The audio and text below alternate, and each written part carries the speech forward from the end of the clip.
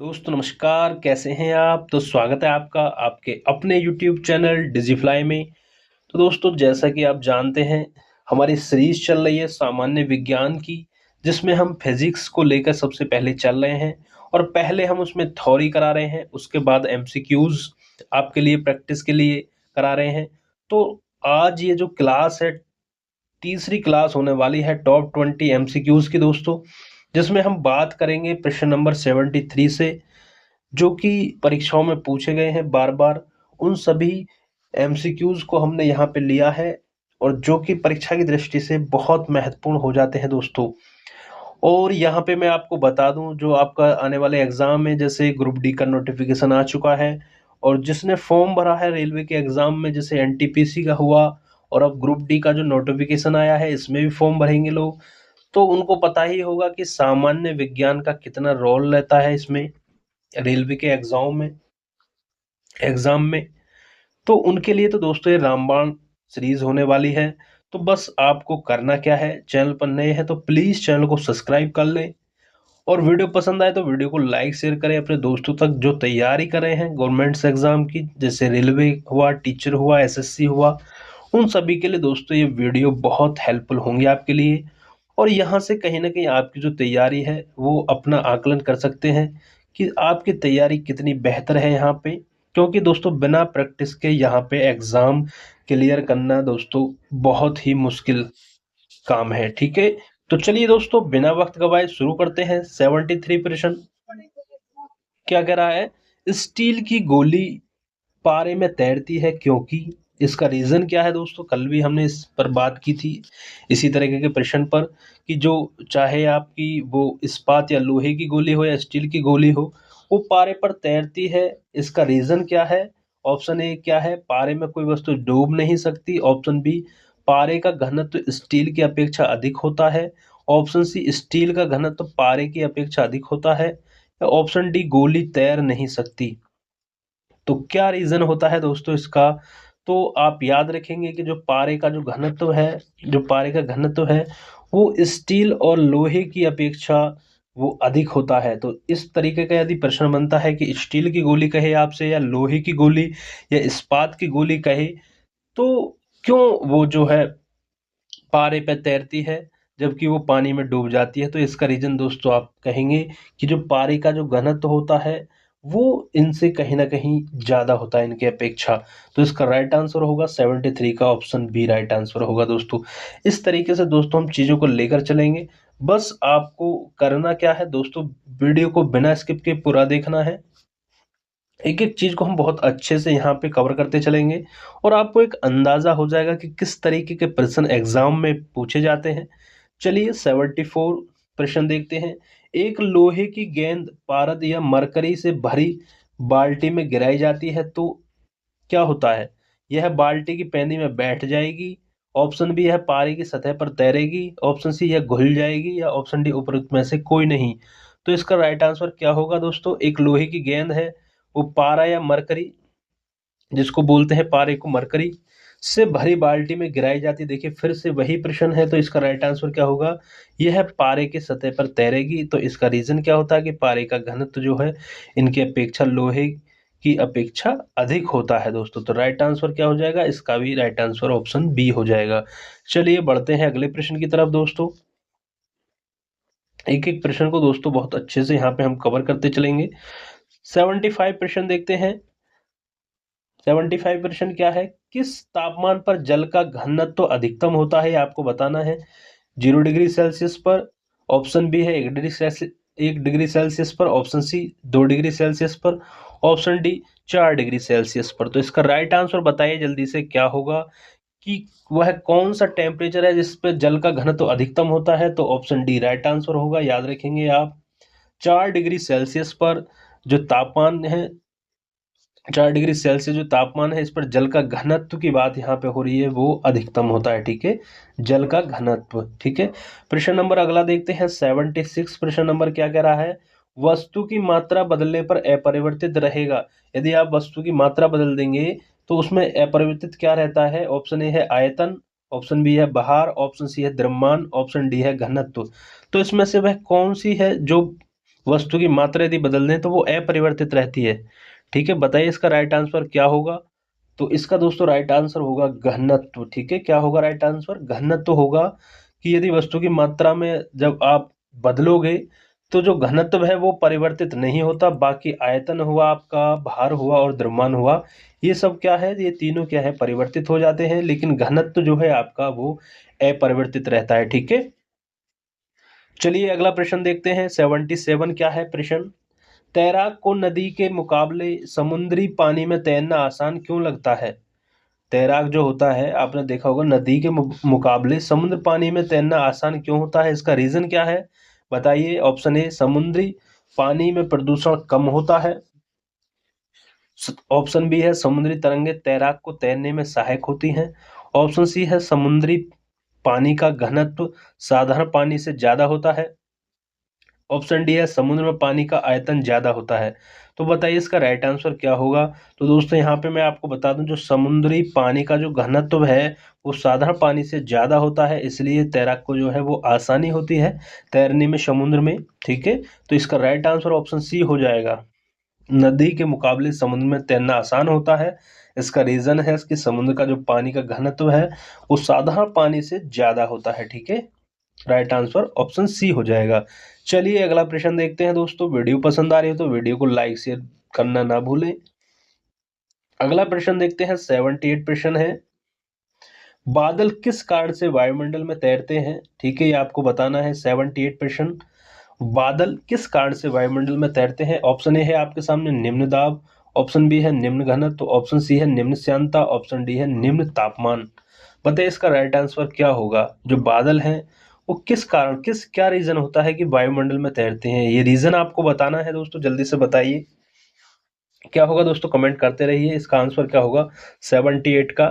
तो इसका right answer दोस्तों निम्न घनत्व होगा। क्या होगा? निम्न घनत्व के कारण जो है बादल वो वायुमंडल में तैरते हैं, निम्न घनत्व के कारण। ठीक है, ऑप्शन बी राइट आंसर हो जाएगा यहाँ पे दोस्तों। चलिए अगला प्रश्न देखते हैं। 79 प्रश्न क्या है, समुद्र में प्लवन करते आइसबर्ग का कितना भाग समुद्र की सतह से ऊपर रहता है? ये आपको राइट आंसर इसका बताना है। ऑप्शन ए है 1/9, ऑप्शन बी 1/10, ऑप्शन सी है 1/6, ऑप्शन डी 1/4। बताइए क्या होगा? समुद्र में प्लवन करते समय जो आइसबर्ग होती है, आइसबर्ग का कितना भाग समुद्र की सतह से ऊपर होता है, ये बताना है आपको। बताइए जल्दी से 79 का आंसर क्या होगा? तो इसका राइट आंसर दोस्तों, राइट आंसर होगा ऑप्शन ए, 1/9 भाग।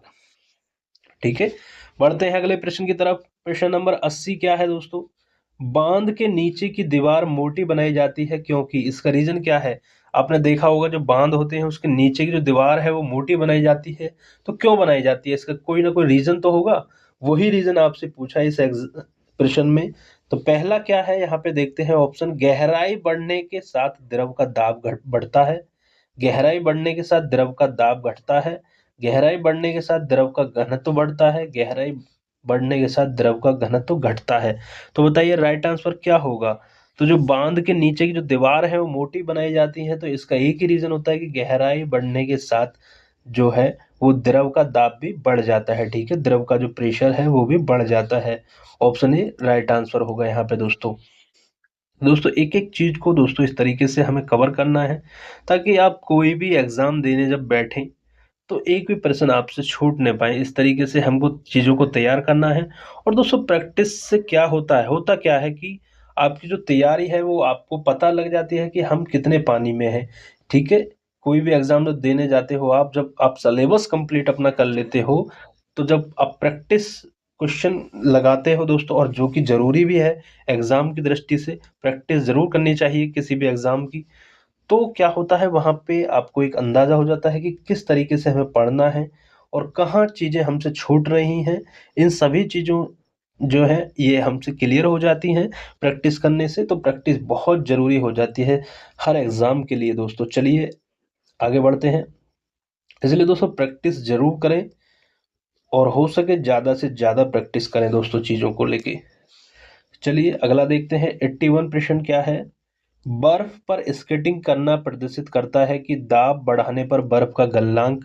ऑप्शन ए बढ़ जाता है, ऑप्शन बी घट जाता है, ऑप्शन सी अपरिवर्तित रहता है, ऑप्शन डी पहले घटता है फिर बढ़ता है। तो क्या है इसका राइट आंसर?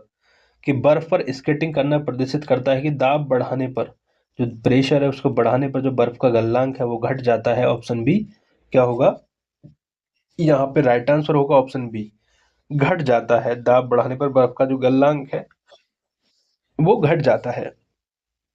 चलिए अगला प्रश्न देखते हैं। 82 प्रश्न क्या है? चौराहों पर पानी के फुहारे में गेंद नाचती रहती है, इसका रीजन क्या है? जो चौराहे होते हैं उस पे पानी के फुहारे आपने लगे देखे होंगे, उस पे गेंद जो है फुहारों पर नाचती रहती है, इसका रीजन क्या है बताना है। ऑप्शन ए है पानी का वेग अधिक होने से दाब घट जाता है, पानी का वेग अधिक होने से दाब अधिक हो जाता है, पानी के पृष्ठ तनाव के कारण, पानी की श्यानता के कारण। बताइए इसका राइट आंसर क्या होगा दोस्तों? 82 का राइट आंसर। तो जो चौराहे पर पानी के जो फुहारे होते हैं, गेंद नाचती रहती है, इसका रीजन है कि पानी का वेग अधिक होने के कारण, जब पानी का प्रेशर मतलब वेग है, वेलोसिटी, वो अधिक होने का कारण दाब क्या है वो घट जाता है, जो प्रेशर है वो घट जाता है। इसका राइट आंसर होगा ऑप्शन ए। ठीक है, 82 का ऑप्शन ए राइट आंसर होगा। चलिए आगे बढ़ते हैं अगले प्रश्न की तरफ। प्रश्न नंबर 83 देखते हैं क्या है इसका राइट आंसर। बाहरी हिमखंड शीर्ष की अपेक्षा निचले तल से पिघलता है, क्या कारण है इसका? बाहरी हिमखंड जो होता है शीर्ष की अपेक्षा निचले तल से, मान लीजिए ये हिमखंड है, ये बर्फ का टुकड़ा है, ठीक है, तो ये क्या होगा, जो भारी है तो ये शीर्ष की अपेक्षा मतलब यहाँ से अपेक्षा ये नीचे से पिघलना स्टार्ट करता है, नीचे तल से। ठीक है, तो इसका रीजन क्या है? ऑप्शन ए निचले तल का तापमान अधिक होता है, ऑप्शन बी निचले तल का दाब अधिक होने के कारण गलनांक घट जाता है, ऑप्शन सी बर्फ वास्तविक ठोस नहीं है, ऑप्शन डी उपयुक्त में से कोई नहीं। बताइए इसका राइट आंसर क्या होगा, जल्दी से बताइए। तो इसका जो राइट आंसर होगा कि जो निचले तल का जो दाब है वो अधिक होने के कारण जो है क्या है, वो गलनांक जो है वो घट जाता है। ठीक है, ऑप्शन बी राइट आंसर होगा यहाँ पे। ठीक है, बाहरी हिमखंड शीर्ष की अपेक्षा निचले तल से पिघलता है, क्योंकि निचले तल का जो दाब है वो अधिक होता है, इसके कारण जो है क्या होता है, गलनांक घट जाता है। चलिए 84 देखते हैं। अगला प्रश्न है आपके सामने 84। दलदल में फंसे व्यक्ति को लेट जाने की सलाह दी जाती है, क्यों दी जाती है? अब जब आपने देखा होगा जो दलदल होता है उसमें जब व्यक्ति फंस जाता है, तो अगर वो हाथ पांव चलाता है तो क्या होता है, वो और नीचे चला जाएगा और नीचे चलता चला जाता है, आपने फिल्मों में देखा होगा। तो उसको क्या है, लेट जाने की सलाह दी जाती है। तो क्यों दी जाती है, इसका रीजन यहाँ पे जानना चाह रहा है। तो ऑप्शन ए है क्षेत्रफल अधिक होने से दाब कम हो जाता है, क्षेत्रफल अधिक होने से दाब अधिक हो जाता है, ऑप्शन सी दाब और क्षेत्रफल में कोई संबंध नहीं है, ऑप्शन डी है उपयुक्त सभी कारण से। तो बताइए 84 का राइट आंसर क्या होगा?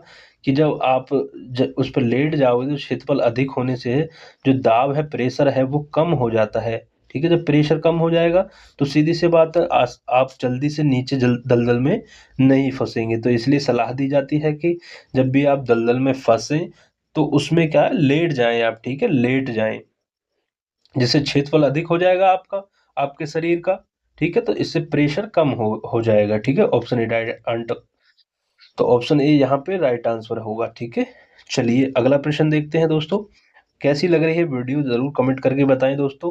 चैनल पर नए हैं तो प्लीज चैनल को जरूर सब्सक्राइब कर लें, और वीडियो पसंद आए तो वीडियो को भी लाइक शेयर जरूर करें अपने दोस्तों तक। चलिए देखते हैं अगला प्रश्न। प्रश्न नंबर 85 क्या है यहाँ पे। बर्फ के दो टुकड़ों को आपस में दबाने पर टुकड़े आपस में चिपक जाते हैं। ठीक है, आपने देखा होगा कभी आप मनाली वगैरह घूमने गए होंगे, वहां पे जो बर्फ के टुकड़ों को लेना, या आप जब मनाली नहीं गए हैं तो आप देखना जब ओले वगैरह पड़ते हैं तो आप दो बर्फ के टुकड़ों को लेना और उसको दबाना आपस में। ठीक है, तो वो क्या होंगे, आपस में चिपक जाते हैं। ठीक है, ये करके देखना, आप कभी आपने करके भी देखा होगा, तो वो आपस में चिपक जाते हैं दोस्तों। तो ऐसे प्रश्न देखिए, कैसे प्रश्न यहाँ से बनते हैं, जो दैनिक उसमें जो आसपास आपके चीजें घटनाएं घटती हैं, ऐसे प्रश्न एग्जामिनर पूछता है, और ये ही प्रश्न परीक्षाओं में देखने को मिलते हैं। तो इसका रीजन दोस्तों हमें नहीं पता होता, बस वही रीजन यहाँ पे पूछा जाता है। ठीक है, तो बताइए क्या रीजन होता है। ऑप्शन ए है दाब अधिक होने से बर्फ का गलनांक घट जाता है, दाब अधिक होने से बर्फ का गलनांक बढ़ जाता है, दाब अधिक होने से बर्फ का गलनांक पहले घटता है फिर बढ़ता है। ऑप्शन डी, दाब व गलनांक में कोई संबंध नहीं है। तो बताइए इसका राइट आंसर क्या होगा।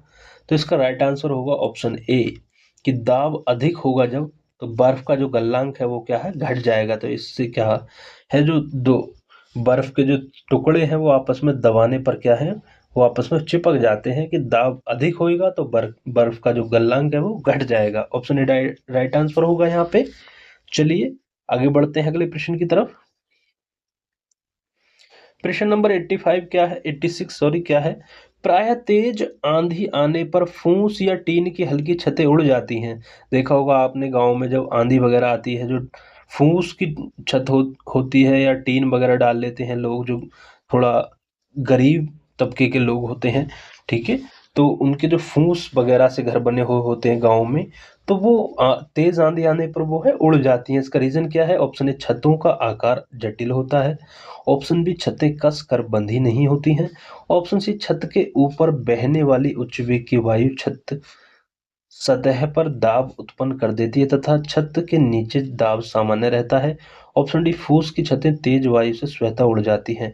तो बताइए क्या है इसका राइट आंसर दोस्तों। जो ऑथेंटिक आंसर है यहाँ पे ऑप्शन सी है। आपको भी दिख रहा होगा जी, छत के ऊपर बहने वाली जो उच्च वेग की वायु है वो छत सतह पर दाब उत्पन्न कर देती है तथा छत के नीचे दाब सामान्य रहता है। इस कारण क्या होता है दोस्तों, वो जो छतें हैं, हल्की छतें हैं, वो उड़ जाती हैं तेज आंधी में, ठीक है। ये आपसे कभी पूछ ले तो आप बता देंगे कोई भी गांव वगैरह में, ठीक है। चलिए आगे बढ़ते हैं। परीक्षाओं में तो देखिए दोस्तों यहाँ पे देखने को मिलते ही हैं ऐसे प्रश्न। चलिए 87 प्रश्न क्या है, 87। रेल की पटरी के नीचे लकड़ी या कंक्रीट की चौड़ी पट्टियां लगाई जाती हैं, जिससे कि क्या कारण है इसका। जो रेल की पटरी होती है उसके नीचे लकड़ी लकड़ी या कंक्रीट की चौड़ी पट्टियां लगाई जाती हैं, आपने देखा होगा। तो इसका कारण क्या है, जिससे कि वह झटकों को अवशोषित कर सकें। ऑप्शन बी, फिस पट्टियां सही तरीके से लगाने के लिए। ऑप्शन सी, पटरियां समांतर बनी रहें। ऑप्शन डी, रेलगाड़ी द्वारा लगाया गया दाब कम हो जाए। बताइए क्या होगा इसका राइट आंसर। तो ऑप्शन डी राइट आंसर होगा कि रेलगाड़ी द्वारा लगाया गया दाब जो है वो कम हो जाए दोस्तों। इसलिए क्या होता है, रेल की पटरी के नीचे लकड़ी या कंक्रीट की चौड़ी पट्टियां बनाई जाती हैं, ठीक है, जिससे कि रेलगाड़ी द्वारा लगाया गया दाब कम हो जाए। कैसी लग रही दोस्तों क्लास, कमेंट करके जरूर बताएं हमें दोस्तों। चैनल पर नए हैं प्लीज चैनल को सब्सक्राइब जरूर कर लें।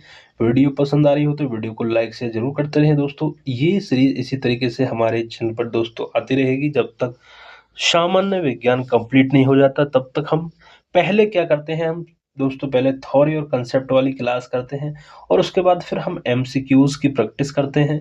यदि इससे पहले की आपको क्लासेस देखनी है तो प्लेलिस्ट पे जाके चैनल में प्लेलिस्ट में जाएं, वहाँ पे आपको सारी क्लासेस हमारी मिल जाएंगी।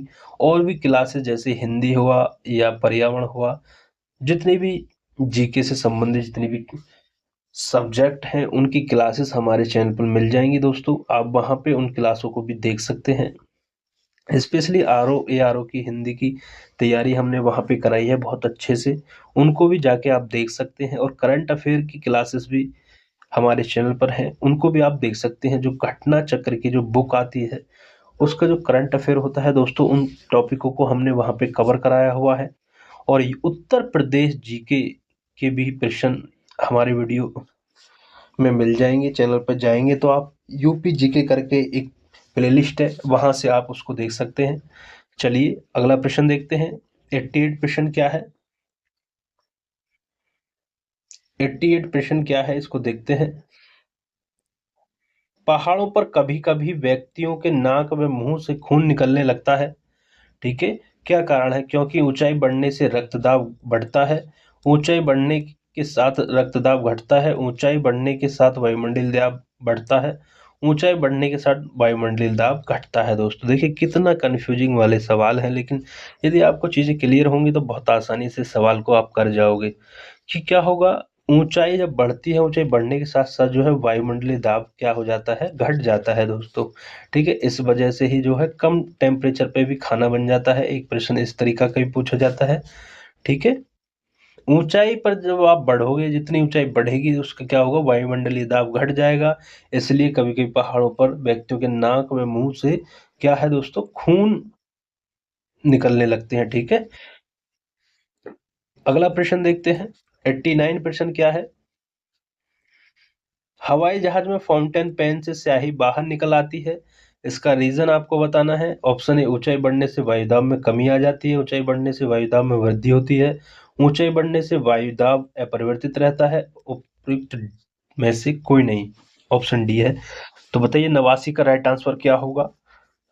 तो 89 का राइट आंसर होगा ऑप्शन ए, ऊंचाई बढ़ने से वायुदाब में कमी आती है। ठीक है, इसलिए क्या होता है, हवाई जहाज में फाउंटेन पेन से स्याही बाहर निकल आती है, क्योंकि ऊंचाई बढ़ने से वायुदाब में कमी आती है। ठीक है, ऊंचाई जैसे बढ़ेगी तो वायुदाब में क्या होगी, कमी आएगी। चलिए अगला प्रश्न देखते हैं, प्रश्न नंबर 90। यदि पृथ्वी का द्रव्यमान वही रहे, ठीक है, द्रव्यमान यदि वही रहे, नियत हो जाएगा, और त्रिज्या 1% कम हो जाए, ठीक है, त्रिज्या 1% कम हो जाए, तब पृथ्वी तल का जी का गुरुत्व त्वरण का मान कितना होगा। जी का मान 0.5% बढ़ जाएगा, 2% बढ़ जाएगा, 0.5% कम हो जाएगा, 2% कम हो जाएगा। बताइए राइट आंसर। कई बार परीक्षाओं में पूछा गया दोस्तों, बहुत इंपॉर्टेंट ये प्रश्न है। बताइए प्रश्न नंबर 90 का आंसर, राइट आंसर क्या होगा। तो यदि पृथ्वी का द्रव्यमान वही रहे और त्रिज्या 1% कम हो जाए, ठीक है, तो पृथ्वी तल पर जी का जो मान है, गुरुत्व त्वरण का मान, वो 2% बढ़ जाता है। ऑप्शन बी राइट आंसर होगा यहाँ पे। ठीक है, याद रखेंगे आप। चलिए 91 देखते हैं, प्रश्न नंबर 91। ऊंचाई की जगहों पर पानी 100 डिग्री सेल्सियस के नीचे के तापमान पर क्यों उबलता है। इसका कारण बस वही है, मैंने ऊपर इसकी बात की थी। बताइए इसका राइट आंसर। क्योंकि वायुमंडलीय दाब कम हो जाता है तो उबलने का बिंदु नीचे आ जाता है। ठीक है, जो ऊंचाई बढ़ेगी तो वायुमंडलीय दाब कम हो जाएगा। ठीक है, ऊपर हमने इस प्रश्न का जिक्र किया था। इसका राइट आंसर हो जाएगा ऑप्शन ए। चलिए 92 प्रश्न देखते हैं। साबुन के बुलबुले के अंदर का दाब क्या होता है। वायुमंडलीय दाब से अधिक होता है, कम होता है, बराबर होता है, आधा होता है। बताना है इसका राइट आंसर क्या होता है। जो आपने देखा होगा, साबुन का जो बुलबुले होते हैं उनके जो अंदर का जो प्रेशर है, वो वायुमंडलीय जो प्रेशर है उससे अधिक होता है, कम होता है, बराबर होता है, क्या होता है, उसका बताना है आपको। तो आप कहेंगे सर अधिक होता है। जो साबुन के बुलबुले का जो अंदर का जो प्रेशर है, वो बाहर वाले जो वायुमंडल के प्रेशर से क्या होता है, अधिक होता है। ठीक है, इसलिए बुलबुला बनता है। यदि कम होगा तो बुलबुला फूट जाएगा। ठीक है, ऑप्शन ए यहाँ पे राइट आंसर होगा। चलिए आगे बढ़ते हैं। अब यहाँ पे बात करेंगे हम प्रश्न नंबर 93। क्या कह रहा है, हम दलदली सड़कों पर क्यों फिसलते हैं, इसका आंसर आपको देना है। तो क्या है, गुरुत्वाकर्षण बल, आपेक्षिक वेग, घर्षण की कमी, घर्षण की अधिकता। तो राइट आंसर क्या होगा दोस्तों। आपने थोड़ी क्लासेस में भी पढ़ा होगा, बताइए क्या होगा राइट आंसर। हम दलदली सड़कों पर फिसलते हैं क्योंकि वहां पे घर्षण की कमी हो जाती है। ऑप्शन सी राइट आंसर होगा। चलिए प्रश्न नंबर 94 देखते हैं। जब बैरोमीटर का पारा अचानक गिर जाए तो यह किस बात का द्योतक है, बताना है आपको। यदि अचानक से गिर जाता है तो क्या होता है दोस्तों, आंधी या झंझावत की संभावना होती है। राइट आंसर ए होगा। और आपको कमेंट करके बताना है, यदि धीरे धीरे गिरे या धीरे धीरे ऊपर चढ़े, या धीरे धीरे गिरे या ऊपर चढ़े, तब क्या होता है। ये दो और जो है एग्जाम में पूछे जाते हैं, इनको आपको बताना है कमेंट करके कि यदि बैरोमीटर का जो पारा है वो धीरे धीरे ऊपर चढ़े तब क्या होगा, या धीरे धीरे गिरे, नीचे गिरे तब क्या होता है। ठीक है, अचानक गिर जाएगा तो आंधी तूफान आएंगे। ठीक है, और दोनों का इनका आपको कमेंट करके बताना है हमें। और यदि आपको इसका आंसर जानना है तो आप हमारी थोड़ी जो क्लासेस है प्ले लिस्ट में जाके वहाँ पे देख सकते हैं, हमने अच्छे से इनको समझाया हुआ है वहाँ पे। चलिए अगला प्रश्न देखते हैं 95।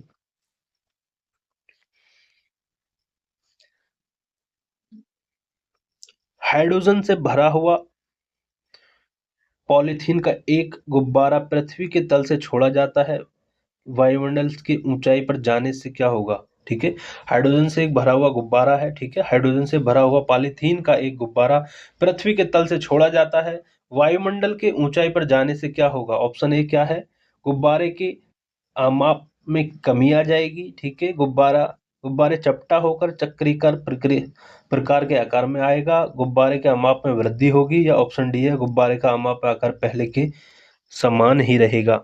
तो बताइए इसका राइट आंसर क्या होगा। और ये इस वीडियो का आज का क्लास का अंतिम प्रश्न है दोस्तों। बताइए इसका राइट आंसर क्या होगा। तो इसका राइट आंसर होगा कि गुब्बारे के माप में वृद्धि होगी। ऑप्शन सी राइट आंसर होगा दोस्तों। तो ये थे दोस्तों आज के टॉप 20 प्रश्न। हालांकि एक दो प्रश्न यहाँ पे फालतू ही होंगे। तो कैसे लगी प्रश्न और कैसी लगी हमारी क्लास, कमेंट करके जरूर बताएं। और पसंद आई हो तो वीडियो को लाइक शेयर जरूर करें। दोस्तों चैनल पर नए हैं तो प्लीज़ चैनल को सब्सक्राइब करें। ऐसी नई जानकारी के साथ मिलते हैं अगली वीडियो में। तब तक के लिए जय हिंद, जय भारत।